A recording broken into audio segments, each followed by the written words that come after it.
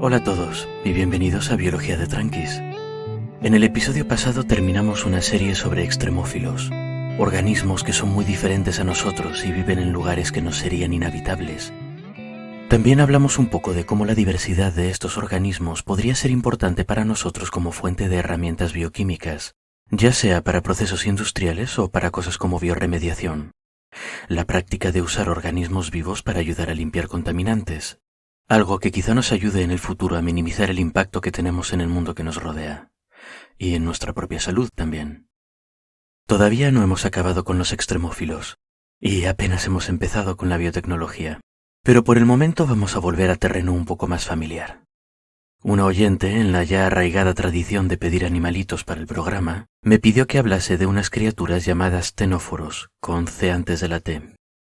No tienen nombre común, aunque a algunas especies se las conoce como nueces de mar o farolillos de mar.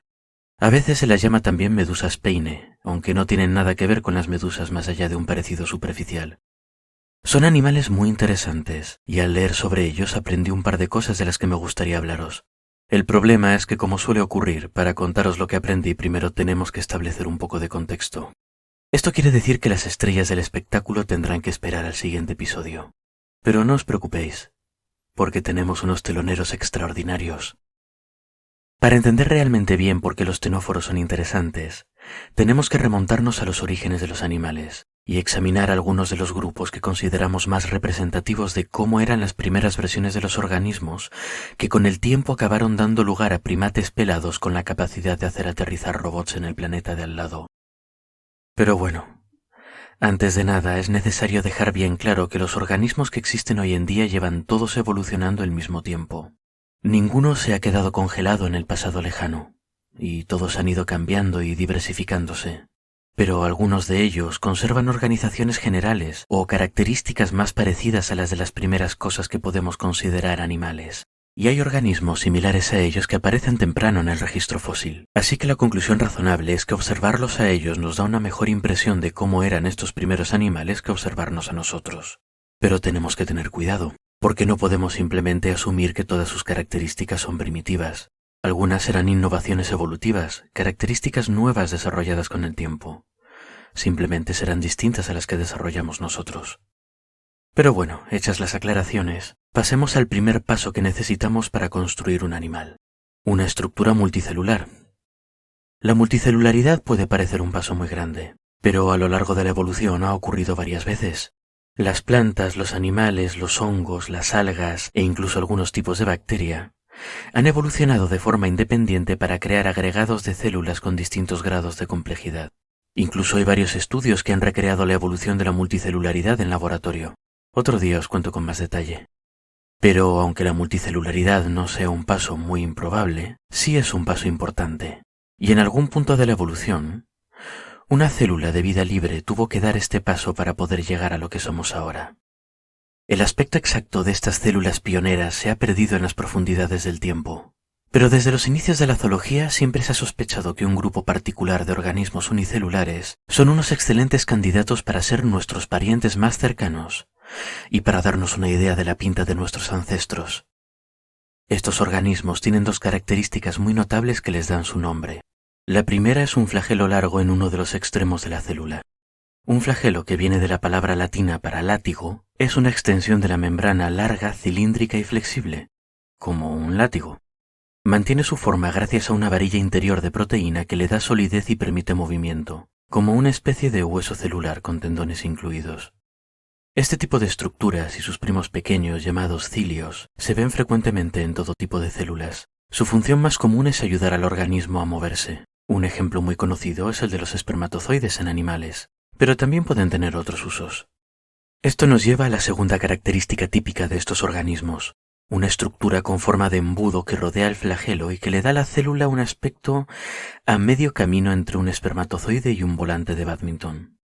La función de este embudo es maximizar la superficie de membrana que rodea el flagelo, y de hecho en realidad no es una estructura continua, sino que es más bien un anillo de extensiones de membrana, como miles de pelitos o tentáculos deshuesados muy finitos, solo que son tantos y están tan juntos que a veces parecen una única pieza al microscopio. Nuestros primos unicelulares se alimentan batiendo su flagelo para crear un remolino, que succiona bacterias y partículas de alimento que pasan cerca y los dirige hacia el embudo. Una vez allí, la gran superficie de membrana ayuda a absorber la mayor cantidad de comida posible. Este método ingenioso de embudo y látigo, traducidos al griego antiguo y al latín respectivamente, nos da el nombre para estos peculiares parientes nuestros, los coanoflagelados. Os dejaré una imagen o dos de todas formas por si mi descripción no es clara. Los coanoflagelados, además de esta forma tan reconocible, tienen la particularidad de formar colonias sencillas, que nos dan una idea de cómo pudieron ser las primeras etapas de la evolución en los animales. Por ejemplo, en 2019 se descubrieron unos coanoflagelados muy interesantes, que se agrupan para formar colonias en forma de lámina curvada, como un cuenco. Esto de por sí no es nada nuevo, pero estas tienen una característica muy especial, y es que son reversibles con dos configuraciones distintas. En una de estas configuraciones, los flagelos de las células apuntan todos hacia dentro del cuenco, colaborando para crear turbulencias y atraer comida. En la otra, los flagelos apuntan hacia afuera y se usan más para dar impulso, aumentando la movilidad de la colonia. Y lo que es más interesante todavía, la transición entre las distintas formas está causada por el influjo de luz, convirtiendo todo el conjunto en una estructura multicelular capaz de moverse en reacción a su medio ambiente.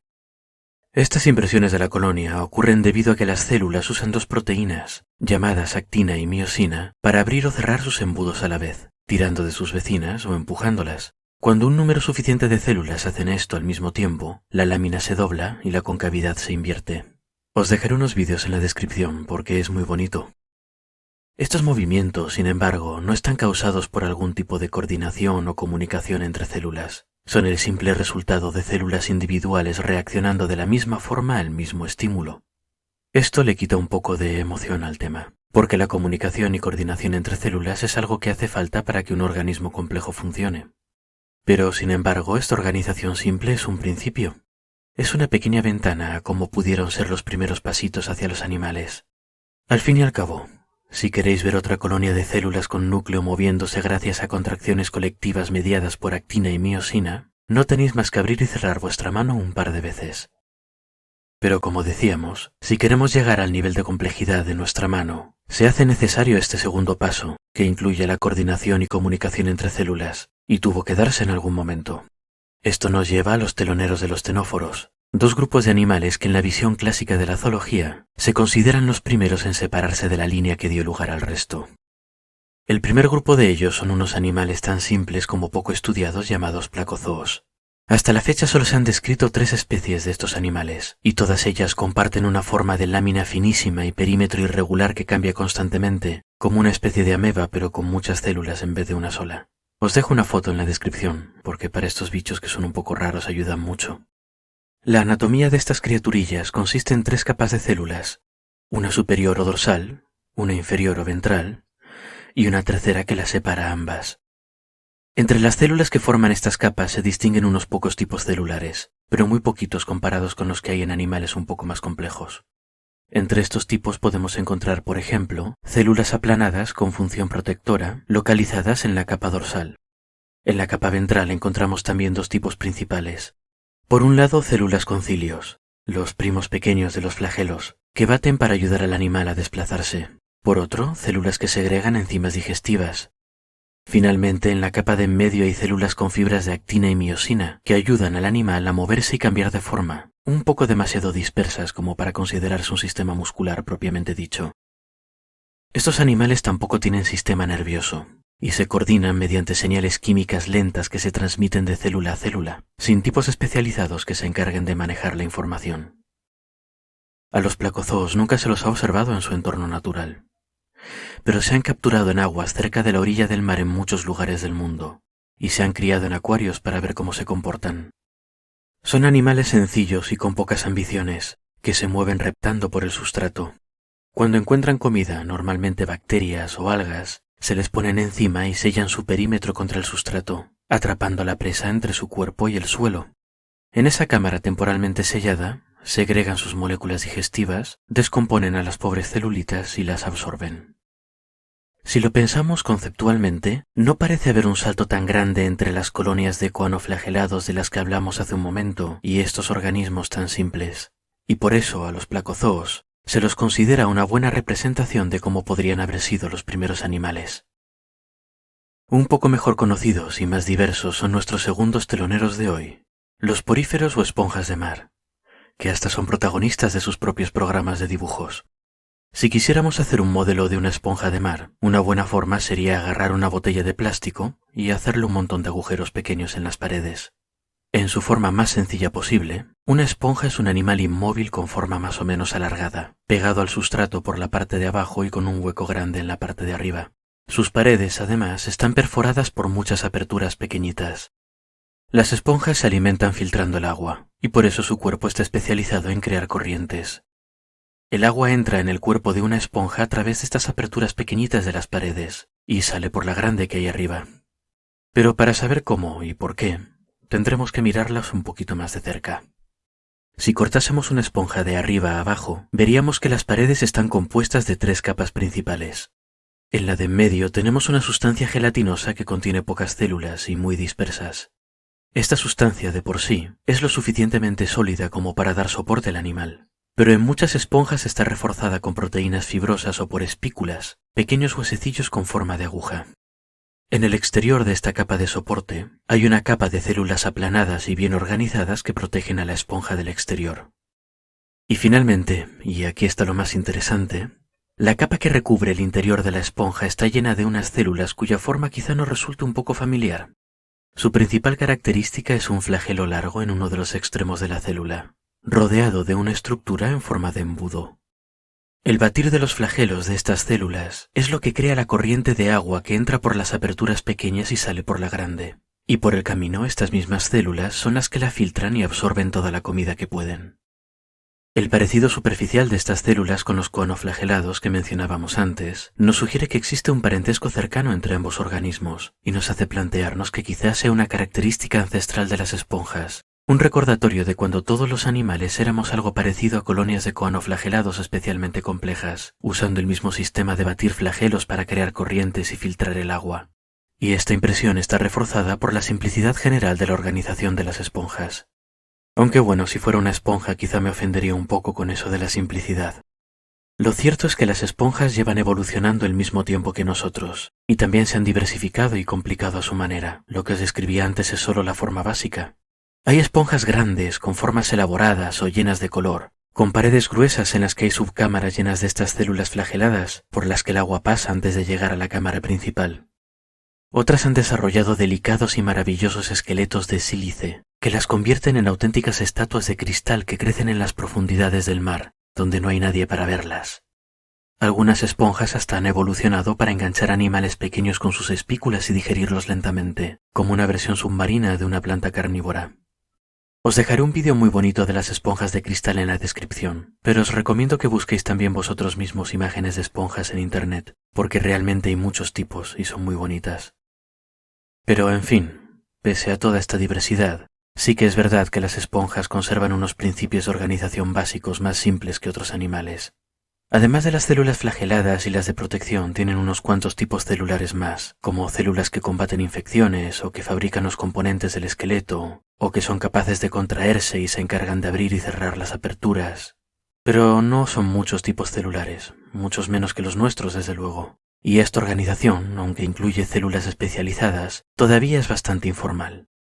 Como en el caso de los placozoos, no hay un sistema nervioso que coordine, sino señales químicas lentas. Tampoco hay un sistema digestivo como tal, sino células individuales que absorben cada una lo que puede.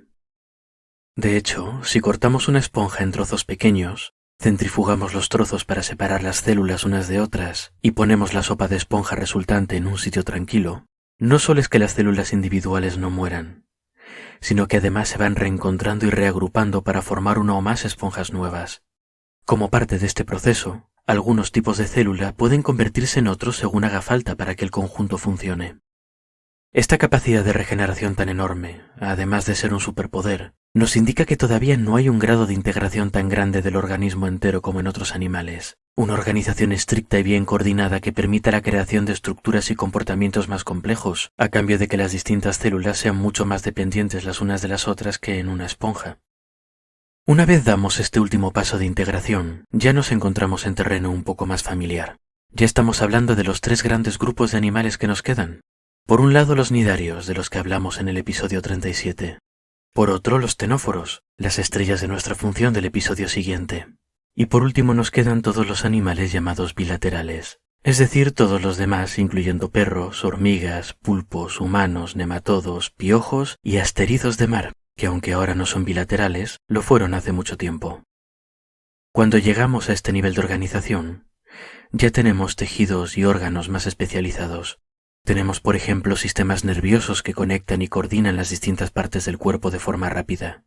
Tenemos sistemas digestivos bien organizados para procesar la comida y excretar residuos. Y también cosas como sistemas musculares propiamente dichos, en vez de solo unas cuantas células que se contraen repartidas por aquí y por allá. Así, de forma intuitiva, esta visión clásica del origen de los animales tiene bastante sentido, ¿verdad? Empezamos por coanoflagelados y pasamos a colonias cada vez más grandes, y luego vamos desarrollando células diferenciadas y formas más sofisticadas. Finalmente llegamos a un punto en el que la especialización y la organización llegan a ser lo suficientemente altas como para formar organismos y sistemas complejos. Pasito a pasito hemos ido subiendo la escalera de la complejidad y hemos construido un animal. Pero en ninguna parte dice que la evolución tiene que ser un camino simple y recto de menor a mayor complejidad. De hecho, muchas veces no lo es. Y conceptualizarla de esta forma, aunque es intuitivo, puede llevar a muchas confusiones y a muchos pasos en falso. Y para muestra, un botón. En el próximo episodio hablaremos de los ctenóforos, con C antes de la T, unos animales muy interesantes que no son tan fáciles de clasificar como parecen. Hablaremos de cómo esta visión clásica de la evolución de los animales, de la que os he estado hablando hoy, está cambiando y refinándose a medida que nuestro conocimiento avanza. Y finalmente, y más importante todavía, hablaremos de cómo los genéticos son unas personas absolutamente horribles, que siempre tienen que arruinarlo todo con sus datitos. Y antes de acabar, un pequeño aviso. Estoy en un momento un poco caótico de mi vida. Tengo que cerrar una etapa, comenzar otra, y cambiarme de continente por el camino, en medio de una pandemia. Voy a intentar seguir sacando los episodios cuando toca, pero es posible que haya un poco de varianza, o que quizá tenga que saltarme uno. Pero esta etapa durará poco. O eso creo, y eso espero. Hasta la próxima pues, y espero que hayáis disfrutado el episodio.